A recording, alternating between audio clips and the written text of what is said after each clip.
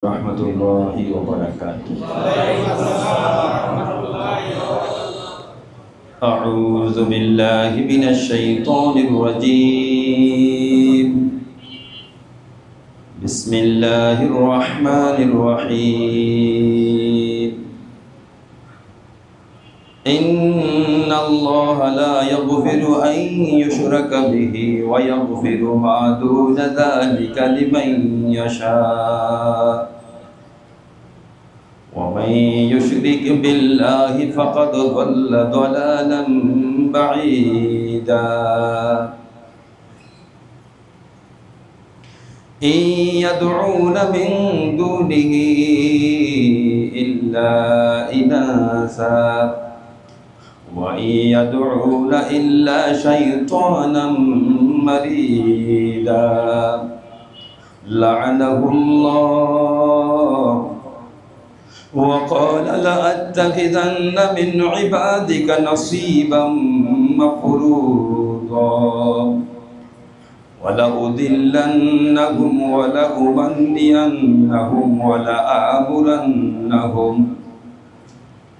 ولآمرنهم فليبتكن آذان الأنعام ولآمرنهم فليغيرن خلق الله ومن يتخذ الشيطان وليا من دون الله فقد خسر خسرانا مبينا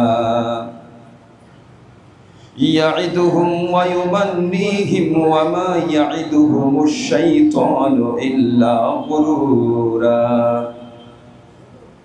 أولئك مأواهم جهنم ولا يجدون عنها محيصا والذين آمنوا وعملوا الصالحات سندخلهم جنات تجري من تحتها الأنهار خالدين فيها أبدا وعد الله حقا ومن أصدق من الله قيلا ليس بأمانيكم ولا أماني أهل الكتاب ومن يعمل سوءا يجز به ولا يجد له من دون الله وليا ولا نصيرا ومن يعمل من الصالحات من ذكر أو أنثى وهو مؤمن فأولئك يدخلون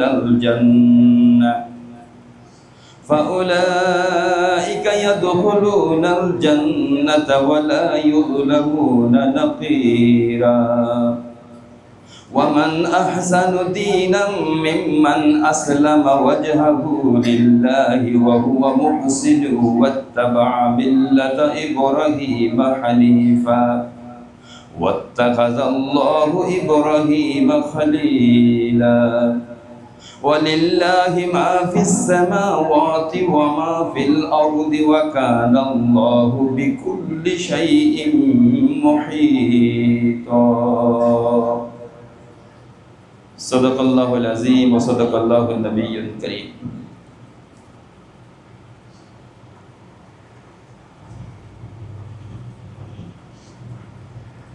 আল্লাহ পাকের মেহেরবানি আল্লাহ তাআলা আমাদেরকে যে সমস্ত দানের মাধ্যমে আমাদেরকে বিশেষভাবে সম্মানিত করেছেন এর মধ্যে কোরআনে মাজিদ আমাদের আল্লাহ পাকের পক্ষ থেকে অন্যতম পাওয়া কাজী কোরআনে মাজিদের সেটা তেলাওয়াত শোনা হোক কোরআনে মাজিদের মজমা হোক এর প্রত্যেকটা অংশে বরকতময় আল্লাহ পাক আমাদের মতো নালায়েকদেরকে এই মহা দৌলতকে সামনে নিয়ে আমলের নিয়তে মসজিদে জান্নাতি পরিবেশে আশা বসার তৌফিক দান করছেন সাথে আয়াতে কারিমা সূরাতুন নিসার 116 থেকে 126 নং আয়াত পর্যন্ত তেলাওয়াত পড়া এবং শোনার সুযোগ দান করছেন, সেই জন্য রব্বুল আলামিনের কৃতজ্ঞতা শুকরিয়া আদায় করি, বলি আলহামদুলিল্লাহ। আল্লাহুম্মা সাল্লি আলা মুহাম্মাদিন ওয়া আলা আলি মুহাম্মাদ কামা সাল্লাইতা আলা ইব্রাহিম ওয়া আলা আলি ইব্রাহিম ইন্নাকা হামিদুম মাজিদ। اللهم بارك على محمد وعلى آل محمد كما باركت على إبراهيم وعلى آل إبراهيم إنك حميد مجيد। আল্লাহ পাক মানব জাতিকে বিশেষভাবে সম্মানিত করছেন। আমাদের শ্রদ্ধাভাজন পিতাজান মানব জাতির সর্বপ্রথম মানব হযরত আদম আলাইহিস সালামকে আল্লাহ তাআলা নিজ কুদরতি হাতে আল্লাহ তাআলা ওনাকে পয়দা করছেন। সমস্ত মাখলুকাতকে আল্লাহ তাআলা বিশেষ হুকুম, কোন শব্দ অথবা বিশেষ হুকুম দিয়ে আল্লাহ তাআলা অস্তিত্বে আনছেন। কিন্তু আদম আলাইহিস সালামকে আল্লাহ তাআলা নিজ কুদরতি হাতে পয়দা করছেন। সমস্ত মাখলুকাতের মধ্যে সূরত, খুব সুন্দর সূরত দান করছেন, অনিন্দ্য সুন্দর সূরত দান করছেন, আকৃতি দান করছেন। ওয়ালাকাদ খালাকনাল ইনসানা ফি আহসানি তাকওয়িম, সর্বোৎকৃষ্ট আকৃতিতে আমি মানব জাতিকে সৃষ্টি করেছি। আকরামাহু বিল আকল, অনেক নিয়ামতের মধ্যে একটা নিয়ামত হলো আমাদেরকে যে আকল, জ্ঞান, বুদ্ধি দান করছেন। এই মানের আকল বুদ্ধি অন্য কাউকে আল্লাহ তাআলা দেন নাই। আকরামাহু বিন নাতক, নাতক বলতে বাকশক্তি, আমাদের মতো সুন্দর বাকশক্তি আর কোনো মাখলুকাতকে আল্লাহ তাআলা দেন নাই। আমাদের বাকশক্তি খুব সুন্দর। বিশেষ করে মানব জাতির মধ্যে আল্লাহ তাআলার সর্বশ্রেষ্ঠ সৃষ্টিকে আল্লাহ তাআলা মানব জাতির ভিতরে অন্তর্ভুক্ত করেছেন। নবীজি মুহাম্মদ রাসূলুল্লাহ সাল্লাল্লাহু আলাইহি ওয়াসাল্লামকে মানব জাতির ভিতরে পাঠায়া পূর্ণ মানব জাতির ওজনকে আল্লাহ তাআলা বাড়ায় দিয়েছেন। শুধু নির্দিষ্ট সীমানার বাহিরে পূর্ণ মানব জাতির মর্যাদা বৃদ্ধি পাইছে, যার সুবাদে সর্বশ্রেষ্ঠ কোরআনে মাজিদের নিয়ামত যার মাধ্যমে আমরা প্রাপ্ত হয়েছি। সেই জন্য আবারও রব্বুল আলামিনের দরবারে শুকরিয়া আদায় করি, বলি আলহামদুলিল্লাহ।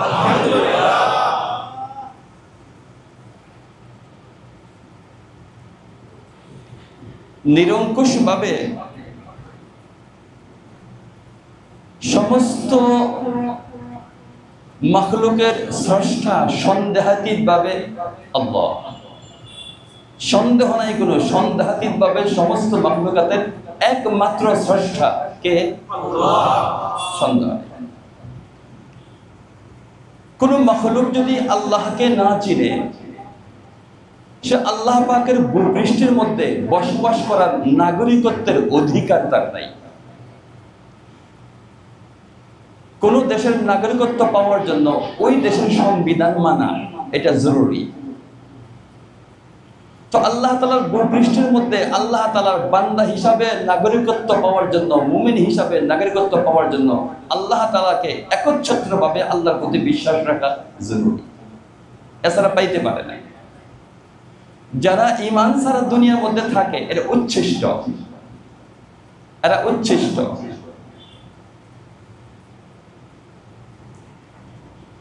তাফসীর কবীরে আছে দুহহাক রাহমাতুল্লাহ আলাইহি, উনি হযরত আব্দুল্লাহ ইবনে আব্বাস রাদিয়াল্লাহু তাআলা বর্ণনা করেছেন, হুজুর আকরাম সাল্লাল্লাহু আলাইহি ওয়াসাল্লামের দরবারের মধ্যে গ্রাম্য এক বৃদ্ধ ব্যক্তি আসছে। আয়েশা নবীজিকে বলছে, ইয়া রাসূলুল্লাহ, আমি তো বড় অপরাধী, আমি অপরাধ প্রবণ, আমি একজন পাপী মানুষ, কিন্তু যখন থেকে আমি আল্লাহ তাআলার সাথে আমার পরিচয় হয়েছে তখন থেকে আমি আল্লাহর সাথে কাউকে শরীক করিনি। নির্ভীকভাবে, ভয়হীনভাবে আমি কোনো অন্যায় কাজ করি নাই। ভয়হীনভাবে, নির্ভীকভাবে কোনো অন্যায় কাজ করি নাই, কোনো সময় আমার দিলের ভিতরে এই ধারণা পোষণ করি নাই যে আমি আল্লাহ তাআলার এই ধরা পৃষ্ঠ থেকে পলায়ন করতে পারবো, এই বিশ্বাসও আমার ছিল না। হুজুর, আমি যদিও অপরাধী, আমি তওবা করতে চাই, আমি তওবা যদি করি আল্লাহ তাআলা আমার ব্যাপারে কি ফয়সালা করবেন? আল্লাহ রাব্বুল আলামিন তদুত্তরে এই প্রথম 116 নম্বর আয়াতে কারিমা আল্লাহ তাআলা অবতীর্ণ করেন। ইমাম রাজি রাহমাতুল্লাহি আলাইহি বলেন, এই আয়াতে কারিমার সাথে পূর্ববর্তী ওই আগের আয়াতে যে চুরের ব্যাপারে কথা হয়েছিল এটার সাথে এটা সম্পর্ক আছে। উনি বলেন এটার সাথে এটা সম্পর্ক হলো এভাবে, বশীর ইবনে উবাইরাক অথবা তুরমা ইবনে আবরাক যদি সে চুরি পর্যন্ত থাকতো, মুসলমান, ঠিক আছে, মুসলমান হিসেবে চুরি পর্যন্ত যদি থাকতো, তবু আশা করা যাইত এক সময় না এক সময় হয়তো আল্লাহ তাআলা তাকে ইচ্ছা করে মাফ করে দিতে পারেন। কিন্তু সে এই পর্যন্ত থাকে নাই, তার অপরাধটা গড়াইতে গড়াইতে এত দূরে চলে গেছে, সে শেষ পর্যন্ত চলে গেছে, কাজে তার মাফের আর কোনো আশা নেই। মুসলমান যত বড় অপরাধী হোক না কেন, এক সময় না এক সময় আল্লাহ তাআলার কাছে আশা করা যায় ইনশাআল্লাহ আল্লাহ এক সময় না এক সময় আমাদেরকে মাফ করবেন। ইমাম রাজি রাহমাতুল্লাহ বলেন যে ওই পূর্ববর্তী বর্ণিত চুরের সাথে এই আয়াতে কারিমার একটা সম্পর্ক আছে। এবার আসেন আল্লাহ পাক কি বলেন, ইন্নাল্লাহা লা ইয়াগফিরু আন ইউশরাকা বিহি ইন্নাল্লাহা লা ইয়াগফিরু আন ইউশরাকা বিহি, নিশ্চয়ই আল্লাহ তাআলার সাথে যে শিরক করে এই অপরাধকে আল্লাহ তাআলা অবশ্যই ক্ষমা করবেন না। এই অপরাধকে আল্লাহ তাআলা ক্ষমা করবেন না, ক্ষমা করতে পারেন না, না এরকম না, এই অপরাধকে আল্লাহ তাআলা ক্ষমা করবেন না। ওয়া ইয়াগফিরু মা দুনা যালিকা লিমান ইয়াশা,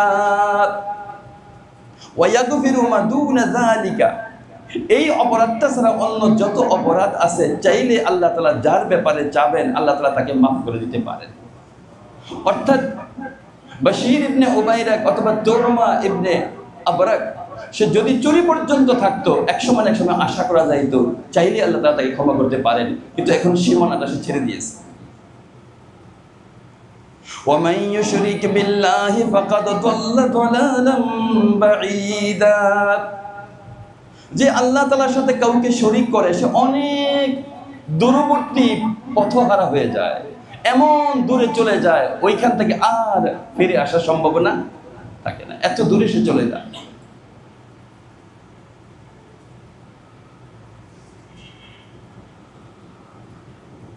অথচ আমাদের সর্ব বিষয়ের আমাদের স্রষ্টা একমাত্র কে? আল্লাহ।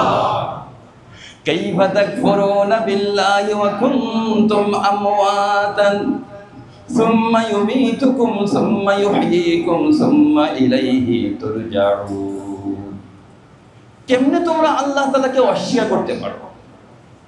কুনতুম আমওয়াতান, তোমরা ছিলে না, মৃত ছিলে, মানে আমরা ছিলাম না, মৃত ছিলাম বলতে আমরা ছিলাম না।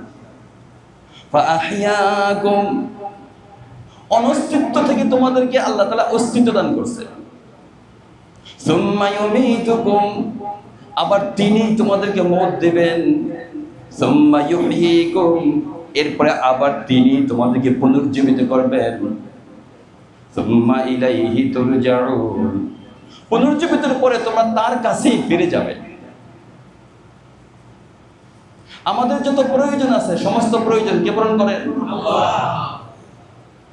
আফারাআইতুম মা তাহরুসুন আনতুম তাজরাউনাহু আম নাহনুজ যারিউন লাউ নাশাউ লাজআলনাহু হুতামান ফাযালতুম তাফাক্কাহুন, তোমাদেরকে যে রিজিক দেওয়া হয়, তোমরা যে ফসল তোমরা ভোগ করো, আনতুম তাখলুকুনাহু আম নাহনুল খালিকুন, এই ফসল কি তোমরা অস্তিত্বে আনো, তোমরা সৃষ্টি করছো না আমি সৃষ্টি করছি। লাউ নাশাউ লাজআলনাহু হুতামান, আমি চাইলে তুমি যে ফসল করছো এটা চাইলে আমি একেবারে খড়কুটা বানিয়ে দিতে পারি যে কোনো মুহূর্তে। যে কোনো মুহূর্তে আমি এটা খড়কুটো বানাই দিতে পারি। আফারাআইতুমুল মাআল্লাযী তাশরাবুন,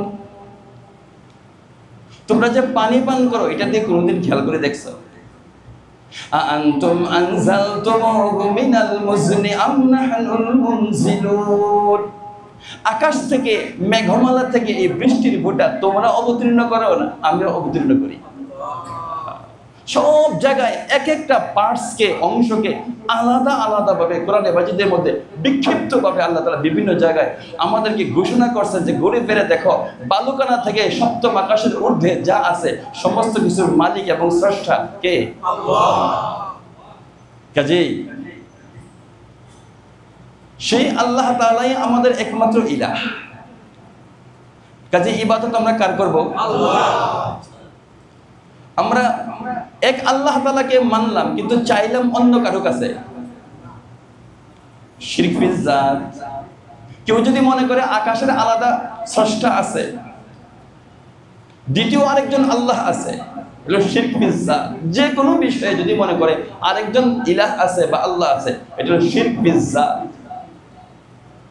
শিরক ফিল ইবাদত, ওইটা হিন্দুরাও অনেক সময় বলে যে আপনারা যারা ইবাদত করেন আপনারা তো ভগবান বলেন, আপনারা আল্লাহ বলেন, আমি ভগবান বলি, কথা একটাই। যে আমরা বলি যে কথা ঠিক আছে একটাই, কিন্তু ইবাদত তো আমরা যাকে কথা দিছি তারই ইবাদত করি, কিন্তু আপনারা যাকে কথা দিছেন বা ভগবান বলে মনে করেন যে আমাদের আল্লাহ, কিন্তু সিজদা তো করেন অন্য কাউকে। শিরক ফিল ইবাদত, এটা বহুত বড় একটা গ্যাপ আপনাদের।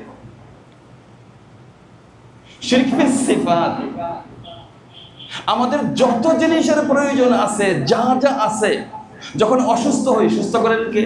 আল্লাহ। ওয়া ইযা মারিদতু ফাহুয়া ইয়াশফিন, যখন আমি অসুস্থ হই পিজি হসপিটালের প্রফেসর আমাকে ভালো করে না, কে আমাকে ভালো করে? আল্লাহ। আমার সব বিষয়ে কোন একটা সিফাত এটা অন্য কাউকে দিলে শিরক ফিল সিফাত হয়ে যাবে। শিরক ফিল জাত হোক, শিরক ফিল ইবাদত হোক, শিরক ফিল সিফাত হোক, কোন অপরাধকে আল্লাহ তাআলা ক্ষমা করবেন না।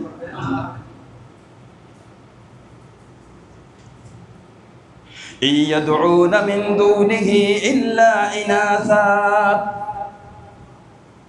ইয়াদউনা মিন দুনিহি, এরা কি করে আল্লাহ তাআলার কাছে, আল্লাহ তাআলা ব্যতীত অন্য কারো কাছে চায়। কাদের কাছে চায়? আরবরা ইল্লা ইনাসা, আরব দেশে যে সমস্ত মূর্তিগুলো আছে, ইনাস শব্দের অর্থ মেয়ে, আরবের সিংহভাগ মূর্তিগুলো মহিলা। জানি না কেন এরা মহিলা বানাইছে। লাত এটাও মহিলা, উজ্জা এটাও মহিলা, মানাত এটাও মহিলা। কেন জানি তারা ঘুরে ফিরে মূর্তি বানাইছে মহিলাদের। মহিলারা তো এমনি দুর্বল। আর ইনাস শব্দের আরেকটা অর্থ হলো প্রাণহীন, এদের প্রাণ নাই, এমন কিছু জিনিসের কাছে চায় যার প্রাণ নাই। তো এই যে আমরা ইমাম সাহেব যখন তেলাওয়াত করতেছিলেন, ইয়্যাকা না'বুদু ওয়া ইয়্যাকা নাস্তাঈন, সূরা ফাতিহা ছাড়া নামাজ হবে? বিকল্প আছে কোনো? লা সালাতা ইল্লা বিসূরাতিল ফাতিহা, সূরা ফাতিহা ছাড়া নামাজ হবে না। এটা কেন বাধ্যতা করে দেওয়া হয়েছে, বাধ্যতামূলক কেন করা হয়েছে? তো ইমাম সাহেব বলছেন ইয়্যাকা না'বুদু ওয়া ইয়্যাকা নাস্তাঈন, আল্লাহ আমরা একমাত্র তোমারই ইবাদত করি, তোমার কাছে আমরা চাই। আমাদের যে চাওয়া আছে কার কাছে চাই? তোমার কাছে আমরা চাই। এটা স্বীকৃতি দিই। এ কথা বলার পরে শেষ 7টা আয়াত যখন শেষ হয়ে যায় তখন আমরা বলি আমিন, আল্লাহ এই আবদারকে তুমি কবুল করো। তোমার কাছে যে চাই, যে চাওয়া পাওয়া আছে, এই আবদারকে কি করো? তুমি কবুল করো।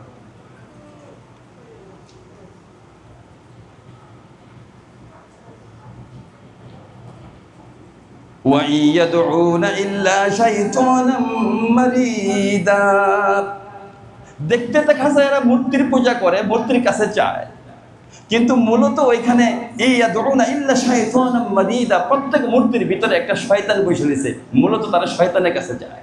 কার কাছে যায়? শয়তানের কাছে যায়।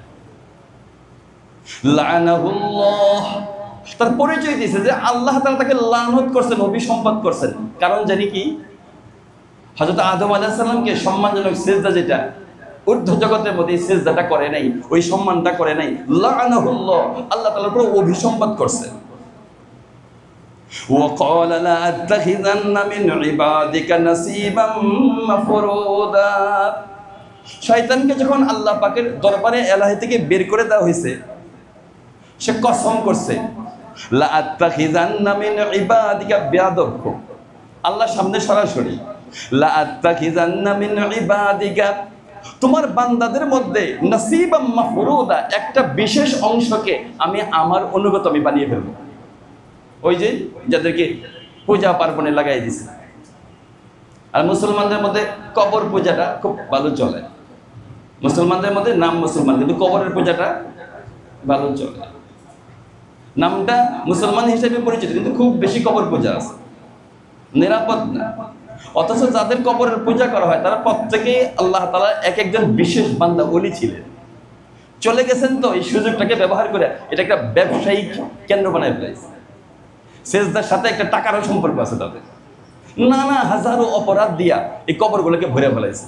সে জানি না কি আমাদের ময়দানে মুসলমান হিসাবে ওঠার আমি সুযোগ দেখি না।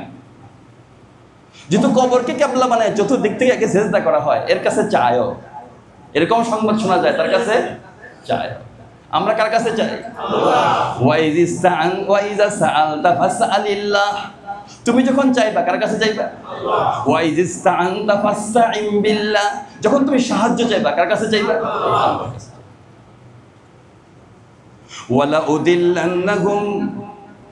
তোমার বান্দাদেরকে একটা বিশেষ অংশকে অবশ্যই আমি গুমরাহ করে ফেলবো, পথহারা করে ফেলবো। ওয়ালা উমান্নিয়ান্নাহুম, এদের অন্তরে অকল্পনীয় কামনা বাসনা আমি জাগরিত করব। আরে এখনো তো তোর নামাজ কালামের সময় হয়েছে, এই মাত্র না তুই ছেলে মানুষ, মাত্র না তোর 30 বছর বয়স, মাত্র না তোর 40 বছর বয়স, নামাজ কালাম জিকির আজকার মসজিদে যাইবে, এগুলো করবি আরো পরে, শরীরটা একটু দুর্বল হোক না, চামড়া তো এখন টাইট ফিট আছে। তো মাইলস্টোন স্কুলের মধ্যে যে বাচ্চাগুলো ছিল তাদের তো স্বপ্ন ছিল জজ হবে, ব্যারিস্টার হবে, ডাক্তার হবে, ইলিশ ছেলেরা পড়ে, কিন্তু আল্লাহ তাআলা অল্প সময়ে কোনো একটা উসিলায় নিয়ে গেছেন, কি গেছেন না? অনেক সময় তো আমরা অনেক জায়গার মধ্যে যাই, আমাদেরকে ফোনও করে, আবার আমরা যাইও, আমাদেরকে বলে যে হুজুর বাচ্চা তো মারা গেছে, তো বাচ্চা তো মারা গেছে, তার জন্য তো এরকম ছোট কোলে করে নেওয়া যায় কবর পর্যন্ত, খাট দরকার আছে। তা আমরা অনেক সময় বলি যে ভাই খাট তো তাদের জন্যই দরকার যাদেরকে কাঁধে করে নিতে হয়, এটা যেহেতু কোলে করে নেওয়া যায়, কোনো কষ্ট হবে না, নেওয়া যায়, কাছে কাছে খাটের দরকারটা কি? এরকম সময় তো মানুষ মারা যায়, দেখি যায় না, এরকম সময় মারা যায়।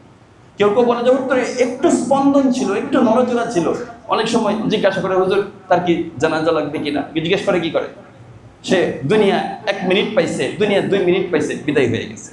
তো এদেরকে ধোঁকা দেয় আর বলে আরে কিয়ামত আছে কি নাই এটার কোনো শিওর আছে, বরজখের জগৎ আছে কি নাই এটা কোনো শিওর আছে, আরে কিয়ামতের ময়দানে যারে মাফ করে দিব এরকম তো হইতে পারে, তুই এর ভিতরে আসিস, তোর অপরাধ আর কত বড় অপরাধই আছে।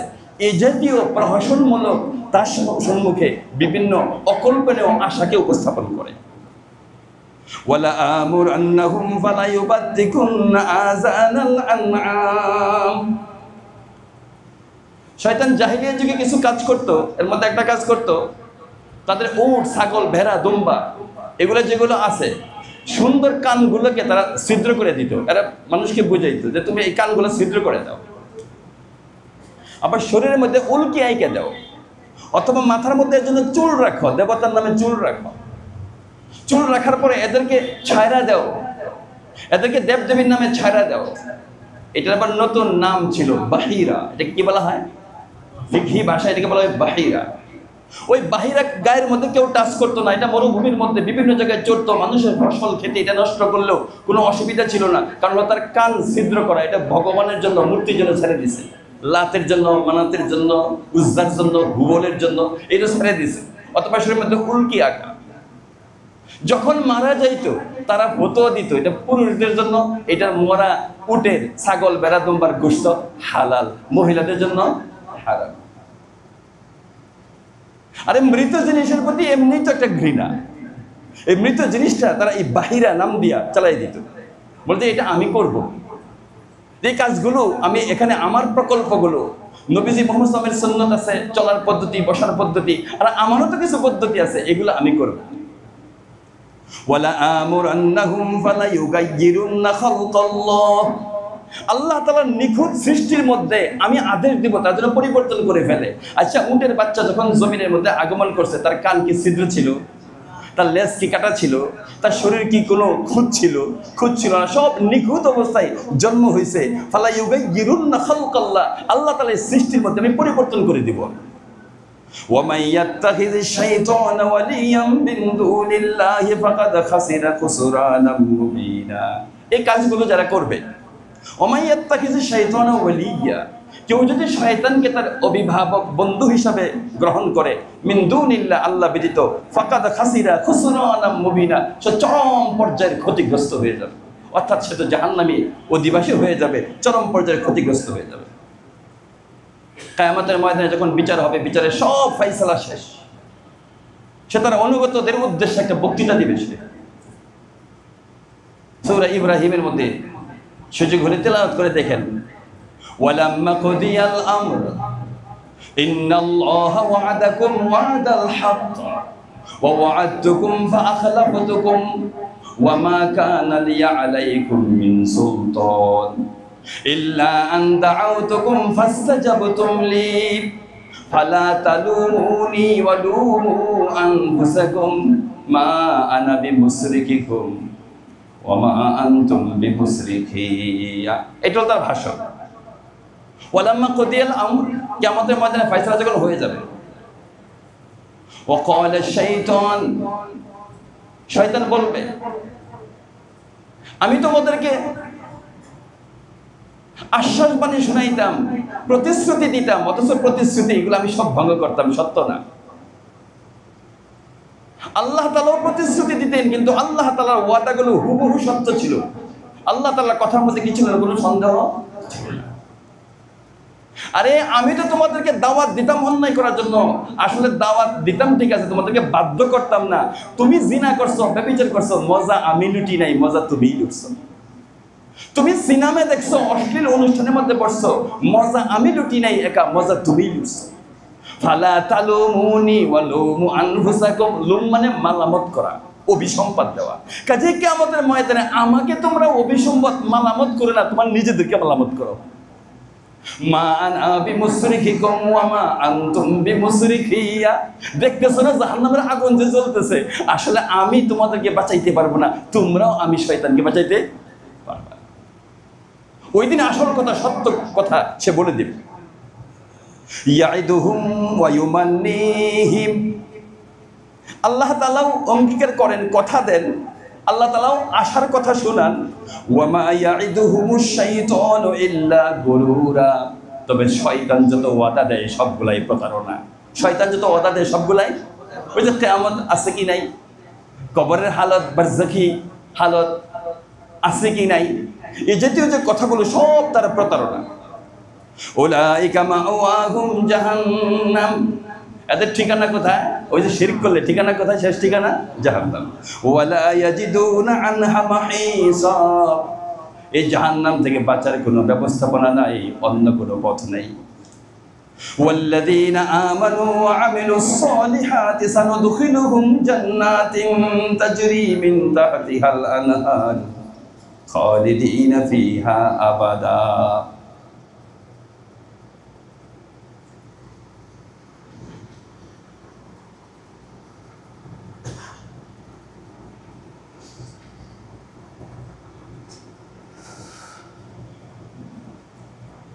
হযরত আবু বকর সিদ্দিক রাদিয়াল্লাহু তাআলা আনহু উনি বলেন, এই আয়াতে কারিমা যখন অবতীর্ণ হয়েছে, এই মজমার মধ্যে আমি ছিলাম। কোন আয়াতে কারিমা?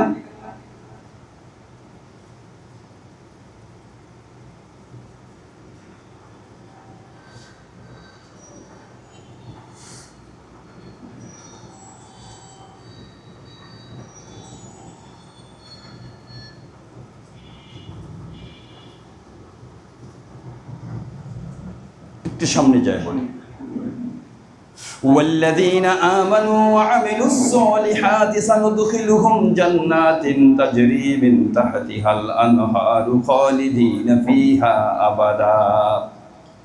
যখন জান্নাতের আলোচনা করা, জাহান্নামের আলোচনা করা হয়, সাথে সাথেই মানুষ যেন নিরাশ না হয়ে যায়, আল্লাহ তাআলা সাথে সাথে জান্নাতের কথা আলোচনা করেন।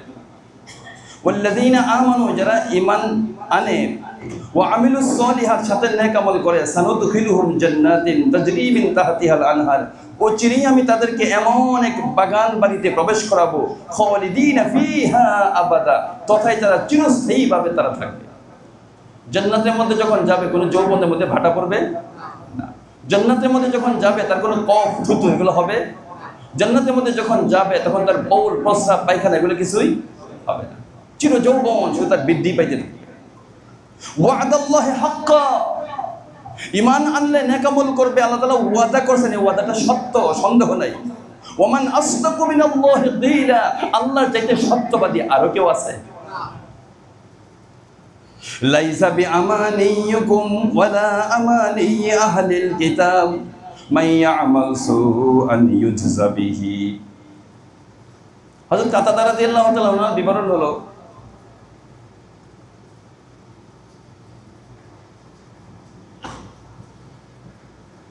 একবার এক মজমার মধ্যে আহলে কিতাব, ইহুদি এবং খ্রিস্টান এবং মুসলমানদের মধ্যে কথাবার্তা চলতেছে। আহলে কিতাবরা বলতেছে আমরা তোমাদের থেকে ভালো, কারণ আমাদের কাছে নবী আসছে, আমাদের নবী আসছে তোমাদের নবীর আগে। আমাদের কাছে কিতাব আসছে তোমাদের কিতাবের আগে। আমাদের কাছে কিতাব আসছে তোমাদের কিতাবের আগে, কাজে আগে যেটা আসছে এটা ভালো বিষয়, এটা শ্রেষ্ঠ। তো মুসলমানরা বলছে যে না, সর্বশেষ যিনি নবী আসছে, এই নবী আসার পরে তোমাদের দিন রহিত হয়ে গেছে, সর্বশেষ কিতাব আসার পরে তোমাদের কিতাবগুলো রহিত হয়ে গেছে, কাজে আমরা শ্রেষ্ঠ। কাতাদা রাদিয়াল্লাহু তাআলা বিবরণ হলো, যখন মুসলমান এবং আহলে কিতাবের মধ্যে বিতর্ক হইল, বিতর্কের পরে আল্লাহ তাআলা এই আয়াতে কারিমা অবতীর্ণ করছেন। বলছেন লাইসা বিআমানিয়িকুম, ওই যে তোমরাই শ্রেষ্ঠ, তোমরা বলতেছো তোমরা শ্রেষ্ঠ, ওরা বলতেছে ওরা শ্রেষ্ঠ, এটা আসল কথা না। ওয়ালা আমানি আহলিল কিতাব, আহলে কিতাবরা বলে যে তারা শ্রেষ্ঠ, এটা আসল কথা না। মাইয়া আমাল সুআন ইউজজা বিহি, যেই ব্যক্তি কোনো অন্যায় কাজ করবে তাকে পুঙ্খানুপুঙ্খরূপে একেবারে কোনো অন্যায় কাজ করলে তাকে সাজা দেওয়া হবে, সেটা যেই জামানার মানুষই হোক না কেন। হযরত আবু বকর রাদিয়াল্লাহু তাআলা বলেন যে এই আয়াতে কারিমা যখন অবতীর্ণ হয়েছে, আমার কোমরের ব্যথা শুরু হয়ে গেছে। আমি নবীজির কাছে যাওয়ার পরে নবীজি এই আয়াত আমাকে তেলাওয়াত করে শোনালেন, শোনার পরে আমার কোমরে ব্যথা হয়েছে, আমি দাঁড়াইতে পারতেছি না, আমি পেরেশান হয়ে গেছি। আমি বলতেছি ইয়া রাসূলুল্লাহ, এমন কেউ কি আছে যে কোনো অন্যায় ছাড়া কিয়ামতের ময়দানে উঠবে? এরকম কেউ কি আছে? আর প্রত্যেক বিন্দু বিন্দু অন্যায় যদি শাস্তি দেওয়া হয় তাহলে আমাদের অবস্থাটা কি হবে? হুজুর আকরাম সাল্লাল্লাহু আলাইহি ওয়াসাল্লাম হযরত আবু বকর রাদিয়াল্লাহু আনহু কেন্দ্র কইরা উনি বলছে যে আবু বকর, তুমি কি দুনিয়ার মধ্যে অসুস্থ হও না? বলছে হুজুর কেন অসুস্থ হবো না, আমি তো অসুস্থ হই, কিন্তু তোমার অসুস্থতার দ্বারা আল্লাহ তাআলা তোমার এই সমস্ত গুনাহ মাফ করে দেয়। তুমি যদি অসুস্থ হয় এর দ্বারা গুনাহ মাফ করে দেয়। আচ্ছা তুমি কি বিপদগ্রস্ত হও না? বলে জি ইয়া রাসূলুল্লাহ, আমি তো অনেক সময় বিপদগ্রস্ত হই, কিন্তু তোমার বিপদের দ্বারা আল্লাহ তাআলা পরকালে যে বিপদ আছে এগুলো থেকে আল্লাহ তাআলা মুক্তির ব্যবস্থাপনা করে দেয়। এমনকি হযরত আবু হুরায়রা রাদিয়াল্লাহু তাআলা বর্ণিত এক হাদিস আছে, কেউ যদি কোনো একটা পকেটের মধ্যে কোনো জিনিস রাখছে, এটা ভুলে এই পকেটে হাত না দিয়ে অন্য পকেটে হাত দিয়েছে, এতটুকু কষ্ট করার পরে পকেটের জিনিসটাকে পাইছে, এতটুকুর জন্য আল্লাহ তাআলা কোনো না কোনো গুনাহ মাফ করবে। কোনো মুসলমান চলতে ফিরতে যায়, তার পায়ে যদি কোনো কাঁটা বিদ্ধ হয় তাহলে এর উসিলায় আল্লাহ তাআলা কোনো না কোনো গুনাহ মাফ করে দেয়। হুজুর আকরাম সাল্লাল্লাহু আলাইহি সাল্লামের সজাগের কথাগুলো যেরকম সত্য, স্বপ্নের কথাগুলো সত্য। হযরত আব্দুর রহমান ইবনে আউফ রাদিয়াল্লাহু তাআলার এক বিবরণ আছে যে হুজুর আকরাম সাল্লাল্লাহু আলাইহি ওয়াসাল্লাম রাতের বেলায় স্বপ্ন দেখছেন। স্বপ্ন দেখার পরে খুব ভোরবেলায় সাহাবীদেরকে নিয়ে বসছে যে তোমরা একটু বসো। সাহাবীরা বসছে, বলছেন যে আজকে আজীব কিছু স্বপ্ন আমি দেখছি। প্রায় আমি সংখ্যাগতভাবে আমি গণনা করে দেখছি 16টা পয়েন্ট। 16টা পয়েন্ট যে কিভাবে আল্লাহ তাআলা বান্দার গুনাহ মাফ করেন। নবীজির স্বপ্ন সত্য না মিথ্যা? আমি আপনাদেরকে অনেক সময় বলি যে সূরা ফালাক এবং নাস সজাগ অবস্থায় অবতীর্ণ হয় নাই, নবীজির ঘুমন্ত অবস্থায় অবতীর্ণ হয়েছে। সওয়াব কি কম না বেশ কম আছে কোনো? নবীজির ঘুম এবং সজাগ বরাবর। নবী সাল্লাল্লাহু আলাইহি ওয়াসাল্লাম দেখতেছেন যে একজন উম্মতের খুব জান কবজের টানা হেঁচড়া চলতেছে, জান কবজ চলবে, তার রূহ কবজ হয়ে যাবে, স্বপ্নে দেখতেছেন। ইতিমধ্যে বিররুল ওয়ালিদাইন, সে তার আব্বা আম্মার সাথে যে সৎ আচরণ করছে, হঠাৎ থেকে যেন সৎ আচরণ একটা আকৃতি ধারণ করে আইসা এই জান কবজের হালত থেকে মালাকুল মউতকে সরাই দিচ্ছে। মাতা পিতার খেদমতের বরকতের দ্বারা আল্লাহ তাআলা অনেক সময় জান কবজের কষ্ট সরাই দেয়। শুধু এটাই না, অনেক সময় হায়াত পর্যন্ত বাড়ায় দেয়। আল্লাহ তাআলা বরকত দিয়ে দেয়, হায়াত পর্যন্ত বাড়ায় দেয়। নবীজি 2 নাম্বার বলেন যে আমি স্বপ্নে দেখছি শয়তান এক ব্যক্তিকে খুব ওয়াসওয়াসা কুমন্ত্রণা দিতেছে কোনো অন্যায় কাজ করার জন্য। দেখলাম কোত্থেকে যিকরুল্লাহ, সে সারা জীবন আল্লাহর জিকির করছে, যিকরুল্লাহ একটা আকৃতি ধারণ করে আসছে, আয়েশা তাকে আল্লাহর কথা স্মরণ করাই দিয়েছে, সে আর অন্যায়টা করে নাই। নবী সাল্লাল্লাহু আলাইহি ওয়াসাল্লাম দেখলেন যে এক ব্যক্তিকে কবরের মধ্যে খুব আযাব দেওয়া হইতেছে। এমন অবস্থায় হঠাৎ কোত্থেকে যেন তার সারা জীবনের সুন্দর ওযু কোত্থেকে চলে আসছে, আয়েশা কবরের আযাবকে হটাই দিয়েছে। সুন্দর ওযু, নেক আমল করছিল, এটা দিয়ে কি করে দেয়? আল্লাহ তাআলা গুনাহ মাফ করে দেয়। এটা দিয়ে আল্লাহ তাআলা মুক্তির ব্যবস্থাপনা করে দেয়। এজন্য ওযু খুব সুন্দর করে করবো আমরা, ওযু সময় নিয়ে। ওযু আমরা খুব তাড়াহুড়া করে ওযু করি না, না, এটা আলাদা মুস্তাকিল ইবাদত। আমি আপনাদেরকে তো ওযুর ব্যাপারে বলছি, আগে পরে বলছি যে ওযু শানদার, খুব সুন্দর করে। যার ওযু যত সুন্দর হবে তার নামাজ তত সুন্দর। ওইখানে আমার যাওয়ার আজকে সুযোগ নাই। নবী সাল্লাল্লাহু আলাইহি ওয়াসাল্লাম 4 নাম্বার দেখছেন যে একটা শ্রেণীকে একজন ব্যক্তি প্রচন্ড তৃষ্ণার্ত, তার তৃষ্ণার অবস্থা পূরণ করার জন্য হাউজে কাউসারের কাছাকাছি আসছে, কিন্তু তাকে এখান থেকে সরাই দেওয়া হয়েছে। ইতিমধ্যে রোজা কোত্থেকে আসছে, তাকে হাতে ধইরা হাউজে কাউসার পর্যন্ত পৌঁছাই দিচ্ছে রোজা এসে। নবীজি বলেন যে আমি দেখলাম যে এক জায়গার মধ্যে নবীদের একটা গোলাকার হয়ে মজমা বসছে, গোলাকার হয়ে মজমা। একটা লোক এই মজমার মধ্যে বসতে চাইতেছে, কিন্তু কেউ জায়গা দেয় না।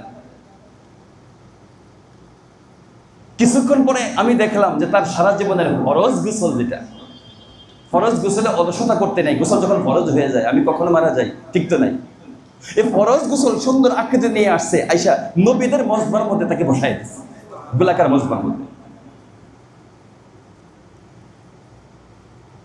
আমি দেখলাম একজন ব্যক্তিকে প্রচন্ড অন্ধকারের মধ্যে, কোনো আলো নাই, অন্ধকারের মধ্যে আছে।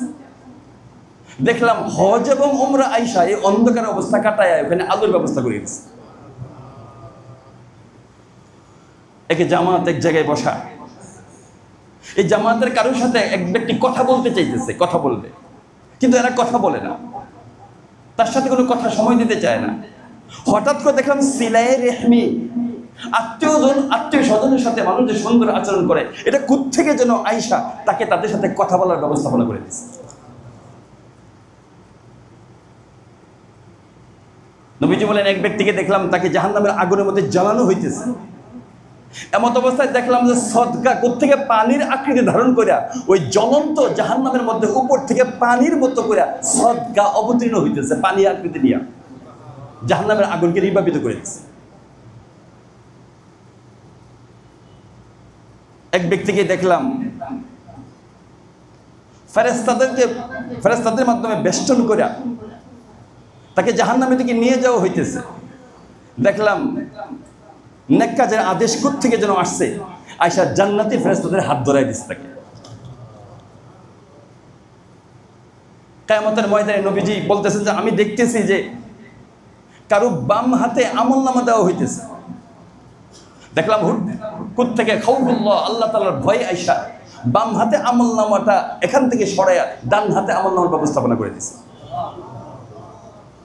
এক ব্যক্তিকে দেখলাম জাহান্নামের পাড়ের মধ্যে খুব কাঁপতেছে, যে কোনো মুহূর্তে জাহান্নামের মধ্যে পড়ে যাবে। দেখলাম হঠাৎ আল্লাহর ভয়ে সে তার চোখ থেকে যে পানি ঝরছিল, এই পানি কোত্থেকে আয়েশা তাকে জাহান্নামের পাড় থেকে সরাই দিচ্ছে। আমি দেখলাম এক ব্যক্তির মিজানের পাল্লা বড়, নেকি একেবারে অল্প, মিজানের পাল্লা বড় হালকা,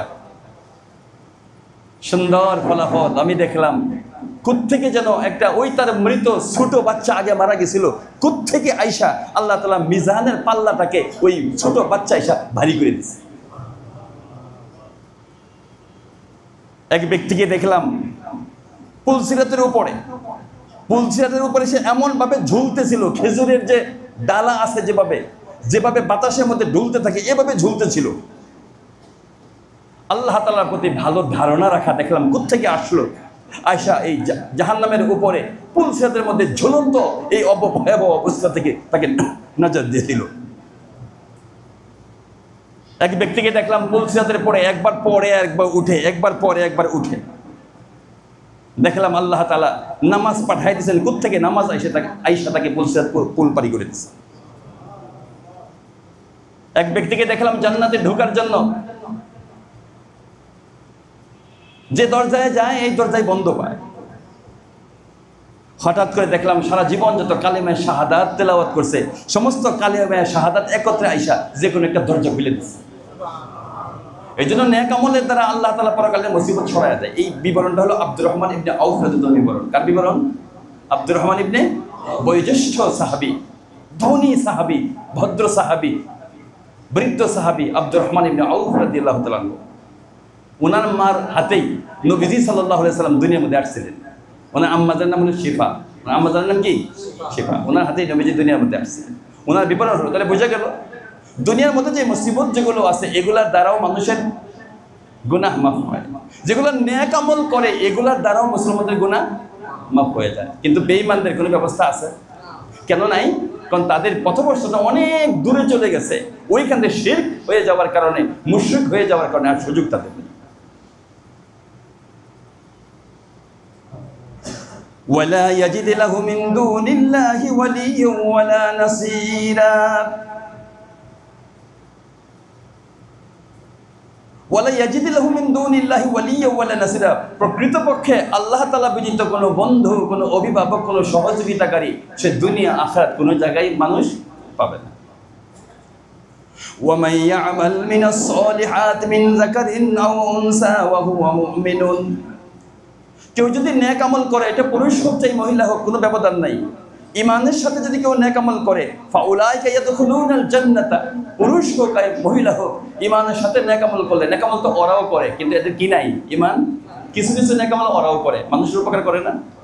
মানুষ অসুস্থ আছে, সেবা যত্ন, পথ দেখানো, গরিবকে সহযোগিতা করা, এগুলো বিজেপিরা করে না?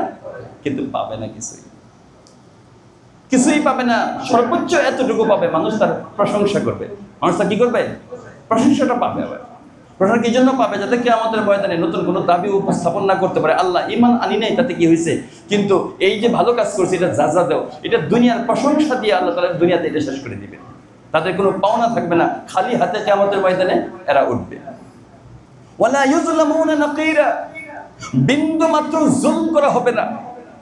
যারা আল্লাহ ওয়ালা নেক বান্দা তাদের নেকি কমে জুলম করা হবে না। যারা অপরাধী তাদের অপরাধের পুঙ্খানুপুঙ্খে সাজা দেওয়া হবে, বেশি দেওয়া হবে না। ওয়ালা ইউযলামুনা নাকিরা।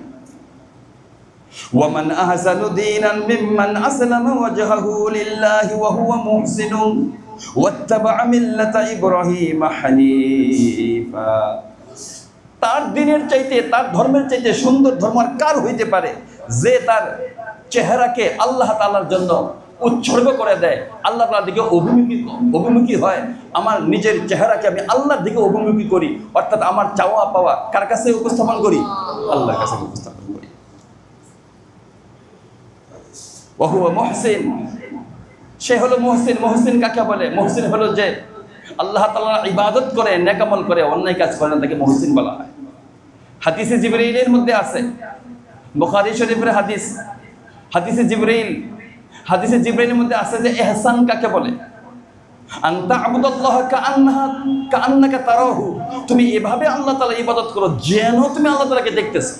দুনিয়াতে দেখা সম্ভব না, যেন তুমি আল্লাহ তাআলাকে দেখতেছো এভাবে ইবাদত করো। অতটুকু যদি না হয় অন্তত এভাবে ইবাদত করো যেন তিনি তোমাকে দেখতেছে, তিনি তোমাকে, এতটুকু ধারণা যেন তোমার থাকে। যার এতটুকু ধারণা থাকবে তাকে বলা হয় মুহসিন। তাকে কি বলা হয়? মুহসিন। ওয়াত্তাবা'a মিল্লাতা ইব্রাহিমা হানিফা, এবং একনিষ্ঠ একত্ববাদী ইব্রাহিম আলাইহিস সালামের আদর্শের অনুসরণ করবে। বলেন তো, ইহুদি এবং খ্রিস্টান তারা সকলেই দাবি করে ইব্রাহিম আলাইহিস সালাম আমাদের পূর্বপুরুষ। ইব্রাহিম আলাইহিস সালাম কি মুশরিক ছিলেন? কোনো মুশরিক ছিলেন না, কাজেই তাদের দাবি হলো অবৈধ দাবি। ওয়াত্তাখাযাল্লাহু ইব্রাহিমা খলিলা, আরে ইব্রাহিমের ব্যাপারে একথা তারা কিভাবে বলে? আল্লাহ তাআলা ইব্রাহিম আলাইহিস সালামকে বিশেষ বন্ধু হিসাবে গ্রহণ করছে। কিতাবে অনেক বিবরণ পাওয়া যায়। একটা বিবরণ মনে হয় আমি আপনাদেরকে একদিন বলছিলাম যে ইব্রাহিম আলাইহিস সালামকে কেন খলিল বলা হয়। উনি বড় মেহমান মেহমানদারি ছিলেন, ওনার মধ্যে অনেক বড় মেহমানদারি ছিল। ওনার কয়েকটা কারণ আছে, বিবরণ পাওয়া যায় ওনাকে কেন খালিল বলা হয়েছে, আল্লাহর বন্ধু, বিশেষ বন্ধু কিভাবে হইলেন।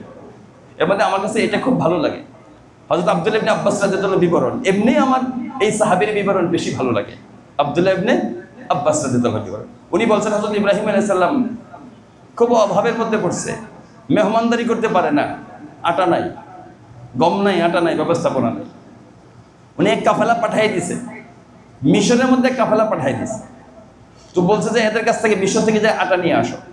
তো ইব্রাহিম আলাইহিস সালামের পক্ষ থেকে মিশরে যাওয়ার পরে বলছে যে এটা প্রয়োজনটা যদি শুধু একা ইব্রাহিমের থাকতো দিতাম, কিন্তু সে যে লোক আমরা জানি, সে তো মানুষের মেহমানদারি করে, মেহমানদারি এত দেওয়া তো সুযোগ আমাদের নেই, দিতে পারবো না। একা হইতে তাহলে দিতাম, কিন্তু সে তো মেহমানদারি করে, তার তো অল্প আটাই হবে না, বেশি আটা দেওয়া লাগবে। তো ওই কাফেলা ফিরে চলে আসছে, মন খারাপ, দেয় নাই। মিশরে যাওয়ার পরে চলে আসছে, ফেরার পথে মরুভূমি থেকে বালি দিয়া বস্তা বইরা হযরত ইব্রাহিম আলাইহিস সালামের কাছে আসছে। আয়েশা হযরত ইব্রাহিম বলছে, হুজুর প্রকৃত ঘটনা হলো এই, তা তো দেয় নাই। বিবি সারা জানেন না, অপেক্ষায় আছেন, মিশর থেকে আটা আসতেছে, দেখছে বস্তার মধ্যে আসে। তোমরা আটা আনো নাই? বলতে কেন আনবো না, একটু ঘুরে বলছেন কথাটা, কেন আনবো না। ইতিমধ্যে হযরত ইব্রাহিম আলাইহিস সালাম প্রকৃত ঘটনা শোনার পরে উনি ঘুমায় পড়ছে, ক্লান্তি ছিলেন, ঘুমায় পড়ছে। তো ওনার ওয়াইফ উটের মাধ্যমে বহন করা যে আটার যে বালির বস্তা আছে, এই বস্তাগুলো খুলছে, খোলার পরে দেখে যে আটা দিয়ে ভরপুর, ওগুলোতে রুটি পাকাইছে। আল্লাহ তাআলা কুদরতি আটাটা রুটির মধ্যে একটা গ্রান ছিটছে।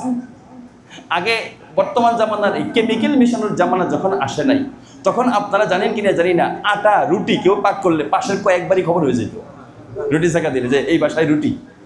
কেন? ওই যে এখন আমরা যে আমাদের আদর্শ ছেড়ে দেওয়াতে কেমিক্যাল মিশায়া ওই এটার সাথে আমার তো মনে হয় যেই পরিমাণ গম থাকে, এটা ভুট্টা প্রায় এর চাইতে মনে হয় প্রায় কম হবে না, দিয়ে এটাকে ভাঙানো হয়, নানা জিনিস মিশায়া ওই আসল আদি আটা যেটা, এটা অনেকটাই নষ্টের ধার প্রান্তে। তো হযরত ইব্রাহিম আলাইহিস সালাম সজাগ হওয়ার পরে আটার গন্ধ পাইছে, খুব সুন্দর পাক। তো ওনার স্ত্রী সারাকে জিজ্ঞেস, সারা তুমি এগুলো কই পেলা? বলে যে আপনার বন্ধু মিশর থেকে পাঠাইছে। বলে এটা আমার বন্ধু পাঠায় নাই, এটা মানুষের রব পাঠাইছে, মানুষের রব পাঠাইছে। ওই দিনই হযরত ইব্রাহিম আলাইহিস সালামকে খলিল উপাধি দেওয়া হয়েছে, আল্লাহ তাআলার বিশেষ বন্ধু, আল্লাহ তাআলার বিশেষ বন্ধু। অনেক ঘটনা থেকে শুধু একটাই বললাম, আগেরটা স্মরণ করাই দিলাম।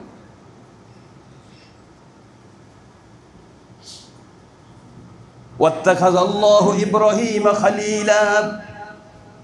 মেহমানদারি, আপনারা যখন মেহমানদারি করবেন, বাসায় যাই থাকুক, মন খারাপ করেন না, মন খারাপ করেন না। মেহমান আসলে পরে কমপক্ষে 10 জনের বরকত নিয়ে আসে। কয় জনের বরকত নিয়ে আসে? আর মেহমান যখন আসে তখন আপনার বাসায় খাইতে আসে নাই, তার রিজিক সে নিয়ে আসে, তার রিজিক নিয়ে আসে। কোনো ঘরে যদি মেহমান না আসে তাহলে অতি দ্রুত তার মধ্যে অভাব আসবে। কি আসবে? অভাব আসবে। মেহমান আসলে অন্তত আর কিছু না হোক, ওই দিনের তরকারির মধ্যে একটু ভাজি পোড়া, একটু তরকারি একটু ভালো হয়, কি হয় না? এমনিও ডাল পাক করে, ওই দিনও ডাল পাক করবে, কিন্তু ওই দিনে মেহমানের উছিলায় একটু ভালো আপনিও খেতে পারবেন, অথচ আপনার পকেটে টাকা নাই, কিন্তু ওই দিন আপনার ঘরে কি পাক হবে? একটু তুলনামূলক ভালো পাক হবে। ওয়ালিল্লাহি মা ফিস সামাওয়াতি ওয়া মা ফিল আরদ। উপসংহার, সমস্ত আলোচনার পরে একটা উপসংহার থাকে না? এই রুকু শেষ, আল্লাহ তাআলা উপসংহার দিতেছেন।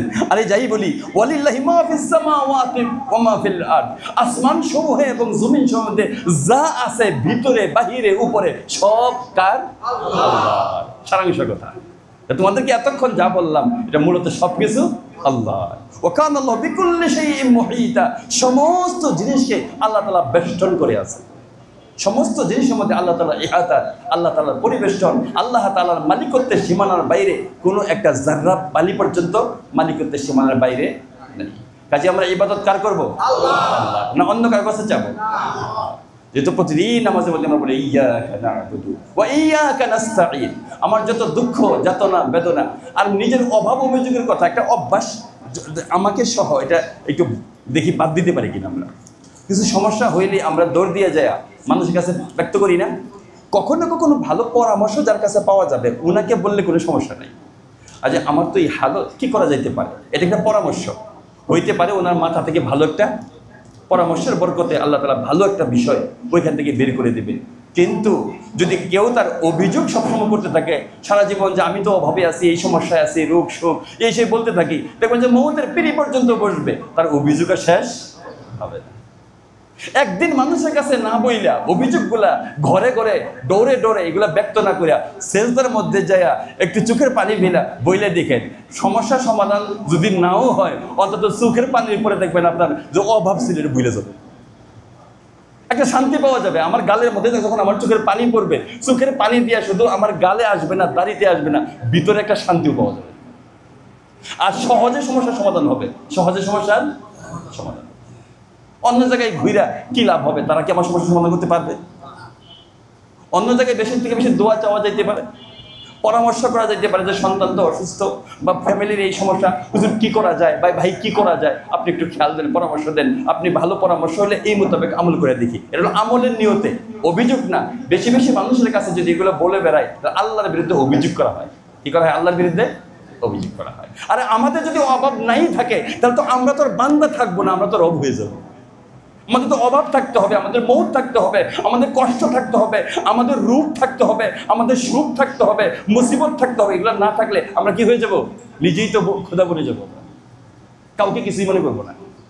এই জন্য ওই দিন আমাদের স্যার বলতেছিলেন যে মৌত এটাও একটা নিয়ামত, মৌত এটাও একটা নিয়ামত। যদি মৌত মানুষের না হয় তাহলে পরবর্তী প্রজন্মে বসবে থেকে। মানুষ যদি রিটায়ার্ড না হয় তাহলে এই দেশের চাকরির চেয়ারে আবার পরবর্তী যারা লেখাপড়া করতেছে এরা বসবে কেমনে? সব যদি সারা জীবন চাকরি করে, সারা জীবন যদি পৃথিবীর মধ্যে আমরা থাকি, তাহলে এই পৃথিবীর যা আছে এগুলা আমার বাড়ি যারা বুক করার কথা এরা তো আসার সুযোগই পাবে না। কাজে আগে আমাকে মরতে হবে, মরলে পরেই তো আমার ছেলের ঘরের মালিক হবে, ঠিকই ঠিক না? এই জন্য মৌত পরোক্ষভাবে এক জাতীয় নিয়ামত, মৌত পরোক্ষভাবে নিয়ামত। আর আসল বন্ধু তো কিয়ামতের ময়দানে আছে। কাজে কাজে মৌত না হইলে পরে তো আমরা আসল বন্ধুর সাথে মিশতে পারবো না, আসল জান্নাতে যাইতে পারবো না। এই জন্যই আমাদের সর্বাবস্থায় কারো প্রতি অভিযোগ না, আমাদের চাওয়া পাওয়া কার কাছে থাকবে? আমরা শিরক থেকে আল্লাহ তাআলা আমাদের সব ভাইকে, আমাদের সব বোনকে হেফাজত করেন। সকলে বলেন আমিন।